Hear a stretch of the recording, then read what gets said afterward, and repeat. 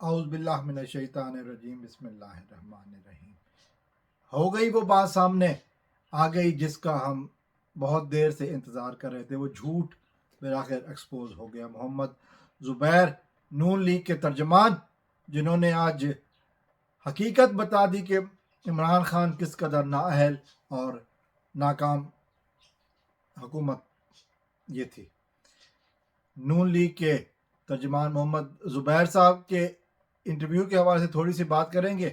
اس سے پہلے اگر آپ نے میرا چینل ابھی تک سبسکرائب نہیں کیا تو آپ سے التماس ہے کہ میرا چینل سبسکرائب کر لیں، اور اگر آپ فیس بک پر دیکھ رہے ہیں تو میرے پیج کو لائک کر لیں۔ تو بات کر رہا تھا میں نون لیگ کے ترجمان زبیر صاحب کی۔ محمد زبیر جو ہے، اس نے جو آج جیو نیوز پہ انٹرویو دیا ہے، اس نے بتا دیا ہے کہ پہلی دفعہ وزیر اعظم بننے والا عمران خان اور اس کی جو معاشی ٹیم تھی وہ کس قدر کمزور تھی، اور 3 دفعہ کے وزیر اعظم، چوتھی دفعہ کا وزیر اعظم خاندان، نواز شریف کا بھائی شہباز شریف، اس نے کیا کیا۔ کیونکہ نواز شریف صاحب کے سمدھی ہیں اسحاق ڈار، اس نے جس طریقے سے حکومت کے بعد یہ کہا کہ جی عمران خان نے اور عمران خان کی معاشی ٹیم نے ملک کو تباہی کے دہانے پر لا کھڑا کیا تھا، اور ہم نے بچایا ہے، تو یہ ایک بات آج محمد زبیر صاحب نے صاف کر دی۔ محمد زبیر نے کہا کہ جی ایسا کوئی مسئلہ تھا ہی نہیں، ہم نے مئی 2022 میں عمران خان کی حکومت گرانے کے 2 مہینے کے بعد ہم نے الیکشن میں جانے کا فیصلہ کیا تھا، چونکہ ملک میں کوئی ڈیفالٹ کا خطرہ نہیں تھا۔ یہ محمد زبیر کے الفاظ ہیں کہ ملک میں کسی قسم کا کوئی ڈیفالٹ کا خطرہ نہیں تھا، لیکن ہم نے کہا کہ چونکہ عمران خان نے لانگ مارچ کیا ہے تو ہم حکومت کو اینڈ تک لے کر جائیں گے، ورنہ کسی قسم کا کوئی خطرہ ملک کو ڈیفالٹ کا نہیں تھا۔